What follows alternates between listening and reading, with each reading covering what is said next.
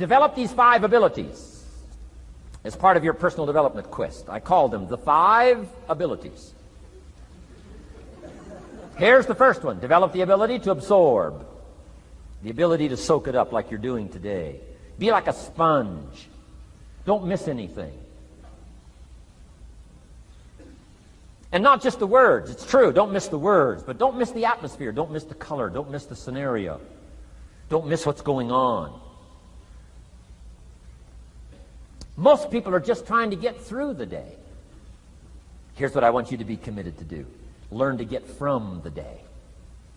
Don't just get through it, get from it. Learn from it. Let the day teach you. Join the University of Life. What a difference that'll make in your future. Commit yourself to learning. Commit yourself to absorbing. Be like a sponge. Get it. Don't miss it. I've got a personal friend of mine who's so gifted in this area. I think he has soaked up and remembers everything that's ever happened to him. He can tell you as a teenager where he was and what he did and what he said and what she said and how they felt and the color of the sky and what was going on that day. And the reason is because he gets it. He gets it. He gets it. I'm telling you, it's more exciting to have him go to Acapulco, come back and tell you about it, than it is to go yourself. He's unbelievable. He's got this extraordinary gift. And why is it? When he's there, he doesn't miss anything. Here's a good phrase for you to jot down. Wherever you are, be there. Be there to absorb it up. Be there to soak it up. Take a picture if you can. But take pictures of your mind. Let your soul and heart take pictures. Get it. Capture it. Absorb it. That's such an important ability to develop. The ability to get it. Don't miss it. Don't be casual in getting it. Key phrase. Casualness leads to casualties.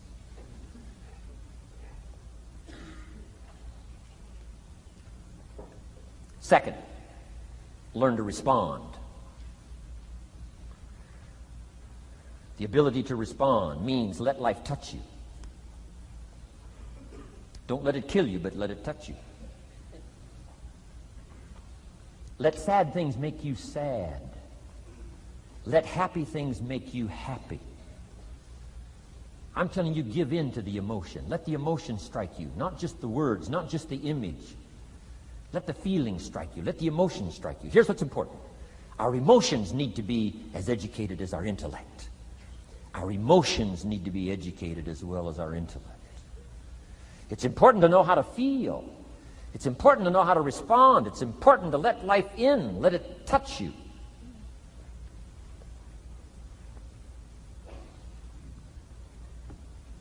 I'm the greatest guy in the world to take to the movies. I get into a good movie. I want a good movie. Make me laugh, make me cry, scare me to death, teach me something, take me high, take me low. Just don't leave me as I was when I came in. Touch me. Do something to me. Wow. I picked up the newspaper in Australia. The advertisement says, see Dr. Zhivago on the big screen. I said, my gosh, I got to go see it on the big screen. I'd seen it, 2 or 3 times before, but the big screen, I love the old theaters, right? The balconies and the chandeliers and the draperies and all the stuff, the big screen. So I go one more time, see Dr. Zhivago, and sure enough, I'm swept away one more time. Story of the Russian Revolution, Dr. Zhivago, and that whole scenario. I had always missed the importance of the ending of that movie until this time. The other times I missed it. I'm telling you, this time, I got it. Comrade General said, Tanya, how did you come to be lost? After he'd found her, right? Said, how did you come to be lost? And she said, well, I was just lost. He said, no, how did you come to be lost? She said, well, we were, the city was on fire when we were running to escape, and I was lost. He said, no, how did you come to be lost? And that's what she didn't want to say. He finally pressed her again, how did you come to be lost? And he said, well, she said, well, while we were running through the city and it was on fire, my father let go of my hand, and I was lost. That's what she didn't want to say. Comrade General said, Tanya, that's what I've been trying to tell you. Komorowski was not your real father. He was not. I'm telling you, I've been looking all over for you, and I think I found you. This man, my relative, Dr. Zhivago, the poet. I'm telling you, he was your father. And Comrade General said, Tanya, I promise you this. If this man, your real father, had been there, I promise you, he would never have let go of your hand. And I got it. This time I got it. The other times I'm eating popcorn waiting for the movie to finish. I mean, this time I got it. I got it. I got it. I'm asking you to get it. Absorb and respond. Maybe you heard the story about the evangelist here in Texas way back in the horse and buggy days. Used to put up his tent in, these various Texas towns and hold tent revivals. And he put up his tent, one of these towns, expected a big crowd to come and hear him preach. And he got there first night of the tent revival, and he walked inside the tent. It was empty. And he thought, something must be wrong. He waited till 8 o'clock. Nobody showed up. He waited till 8:15. Not a soul. Finally, 8:30. One lone cowboy wandered up on his horse, tied his horse up outside, came in, sat down on the front bench. Big empty tent. So the preacher thought, well, at least I better go down and talk to the cowboy. So he goes down and talks to the cowboy, and he says, Cowboy, I don't know what to tell you. He said, I'm the preacher. And this tent was supposed to be full of people. And he said, something's gone wrong. I really don't know what to do. I'm embarrassed. And he said, I don't know what to do. And the cowboy said, well, I'm not a preacher. I'm just a cowboy, so I can't tell you what to do.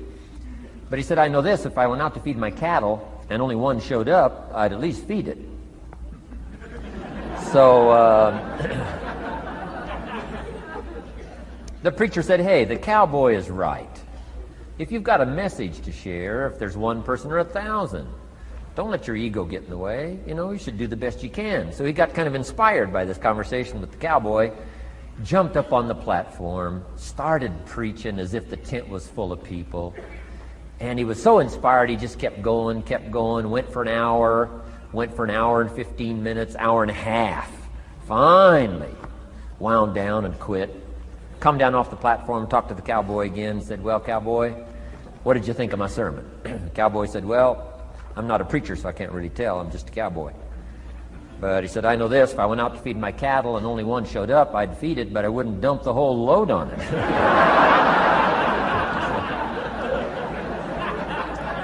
So,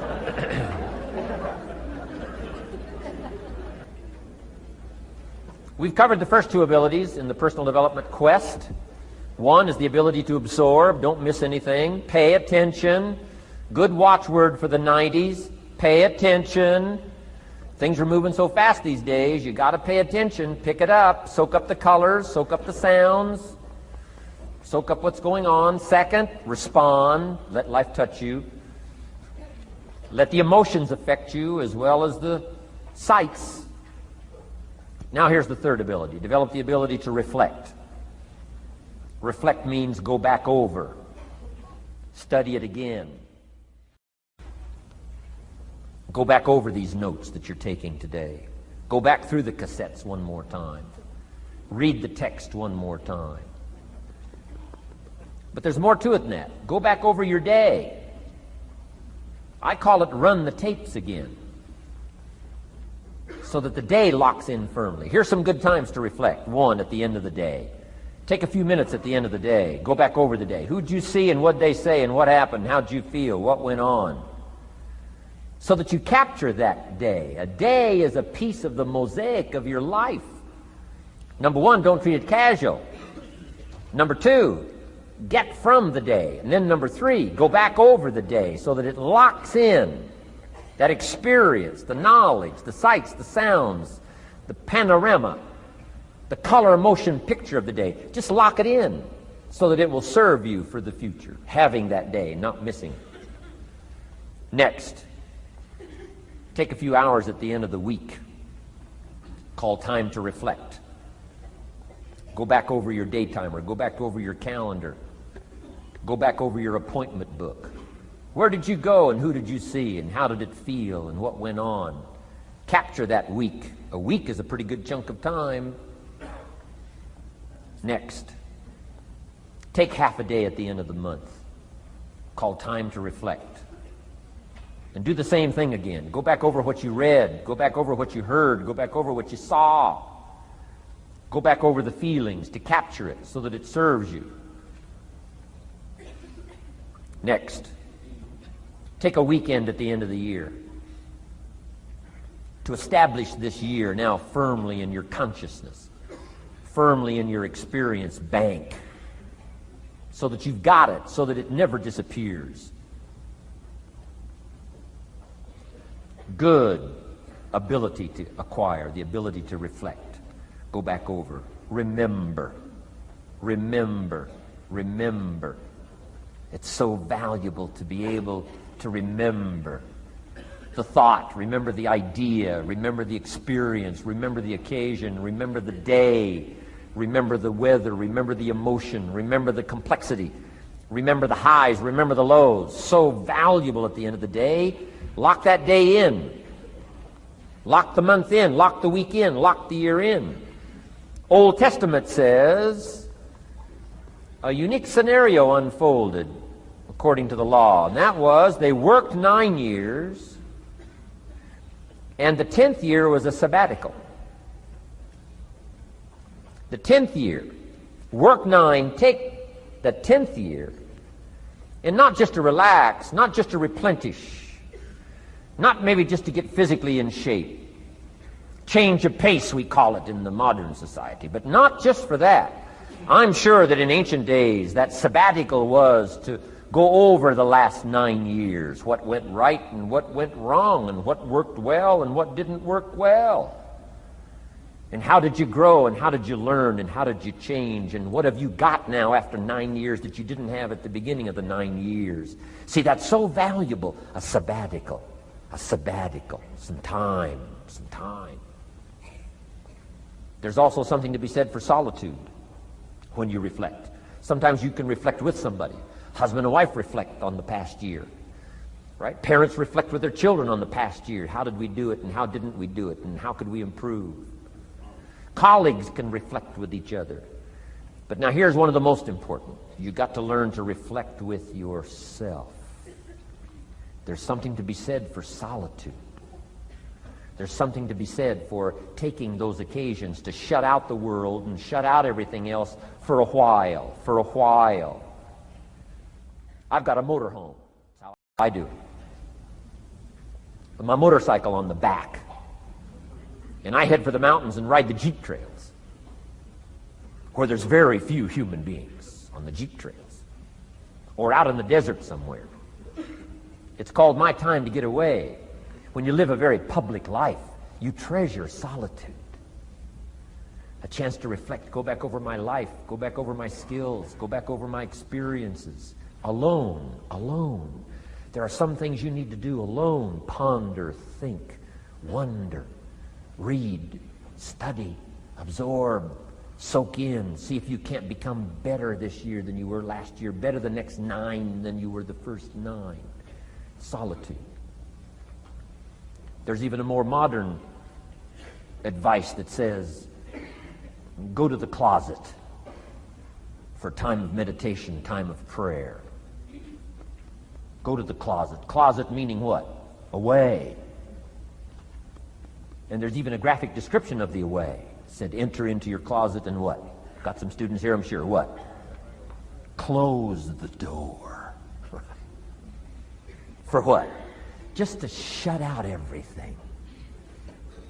Life is experience, and touching and seeing and looking and doing and acting and disciplines and all the stuff. But sometimes, this is where this reflecting is so important, to shut the door. To shut the door and wonder. Prayer, contemplation, thinking, and let things move in to your consciousness and awareness that no other way can it be done. Right? Flying down the freeway, I'm telling you, it's difficult to get through. So many things to do, it's difficult to get through. But times of solitude, times to reflect. So this is so valuable, learn to reflect. Now here's why it's important to reflect. To make the past more valuable to serve you for the future. Here's what's really powerful, learning to gather up the past and invest it in the future. Gather up today and invest it in tomorrow. Gather up this week and invest it in the next week. Gather up this year and invest it in the next year. See, that's so powerful, rather than just hanging on one more year, hanging in there, seeing what's going to happen. Learn, study. This is part of the personal development quest, becoming better than you are, more valuable than you are, not just in terms of economics, in terms of motherhood, in terms of fatherhood, in terms of being a better brother, a better colleague, making a better contribution to the family, to society, to the community, to the church, to the office, to the commitment, to the partnership. Doesn't matter what it is that has value. Work on yourself, then you bring more value to the partnership, to the marriage, to the franchise, to the corporation, to the enterprise, to the community, to the nation. Self-development, personal development. The best contribution you can make to someone else is self-development, not self-sacrifice. Self-sacrifice only earns contempt. Self-development earns respect. Pity the mother who says, I'm just going to give up my life for my children. Self-sacrifice is not noble. Self-investment is noble from self-development. If I work on myself and become more valuable, think of what that'll do for our friendship. I used to use the old expression, you take care of me and I'll take care of you. I found out how shallow and short-ended that was. And I changed it to read like this, I'll take care of me for you, if you will please take care of you for me. And this is part of it, the personal development, that we work harder on ourselves than we do on our job. Now we bring that to the friendship. Now we bring that to the marriage. Now we bring that to the family relationship as a father, as a mother. And we develop the strength and we develop the power. That's key. And it takes, I think, this scenario of disciplines, these abilities, to acquire those gifts and those skills, that value, so that we bring more. Now, we bring more to the next week, we bring more to the next month, we bring more to the next year, if you follow this absorb, respond, and reflect. I said to my father, when he was about to turn 76, his 76th birthday, I said, dear father of mine, can you imagine what it's going to be like to gather up the last 75 years of your life and invest them in your 76th year? What a difference of philosophy, rather than just hanging on one more year. Gather up 75 and invest them in the next one. Gather up the last 6 years and invest it in the next year. See, that's so powerful in communication, which we're going to study soon. So powerful. So consider this. 1, the ability to absorb. 2, the ability to respond. 3, the ability to reflect. Here's number 4. Develop the ability to act. Take action. Not hasty if it isn't required, but don't lose much time. Here's the time to act. When the idea is hot and the emotion is strong. That's the time to act. You say, Mr. Rohn, I'd like to have a library like yours. See, if you feel strong about that, what you got to do is get the first book and then get the second book. Before the feeling passes and before the idea gets dim, action pronto, action immediate, action as soon as possible. Because if you don't, here's what happens. We call it the law of diminishing intent. We intend to when the idea strikes us. We intend to when the emotion is high. But now if you don't translate that into action fairly soon, now the intent starts to diminish. And a month from now it's cold. A year from now, can't be found. So act. Set up a discipline when the emotions are high and the idea is strong and clear and powerful. That's the time to set up the discipline. Somebody talks about good health and you're stirred. Says, right, I need to get a book on nutrition. Get the book before the idea passes and before the emotion gets cold. Go for the book. Start the library. Start the process. Fall on the floor. Do some push-ups. Action. Got to take action. Otherwise, the wisdom is wasted. Otherwise, the emotion soon passes. Unless you put it into a disciplined activity. Capture it. Disciplines is called how to capture the emotion and how to capture the wisdom and translate it into equity. disciplines. Now here's what's important about disciplines. All disciplines affect each other. In fact, here's a good philosophical phrase. Everything affects everything else. Nothing stands alone. Don't be naive in saying, well, this doesn't matter. I'm telling you, everything matters. There are some things that matter more than others, but there isn't anything that doesn't matter. Okay. We all pity the man who says, well, this is the only place I let down. Not true. Key to take home. Every letdown affects the rest of your performance. Every letdown affects the rest. This is part of the educational process on personal development.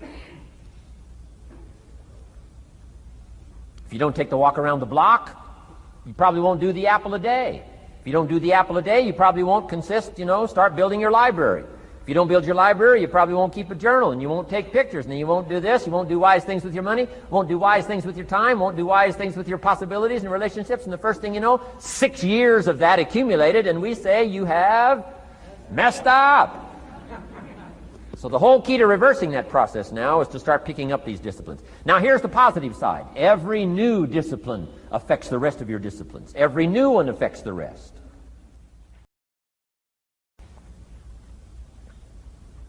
That's why action is so important. The least action, the smallest action. Take it. Because when you start accomplishing and the value starts to return from that one action, it'll inspire you to do the next one and the next one and the next one. You start walking around the block, it'll inspire you to get an apple. Get an apple, it'll inspire you to get a book. Get a book, it'll inspire you to get a journal. Get a journal, it'll inspire you to grow, develop some skills. All disciplines affect each other. Every lack affects the rest. Every new affects the rest. The key is to diminish the lack and set up the new. And you've started a whole new life process. Key. Also, one more thought on discipline. Here's the greatest value of discipline. Self-worth. Self-esteem. People are teaching self-esteem these days, but they don't connect it to disciplines. The least lack of discipline, and it starts to erode our psyche. One of the greatest temptations is to just ease up a little bit, right? The slightest lack of doing your best starts to erode the psyche.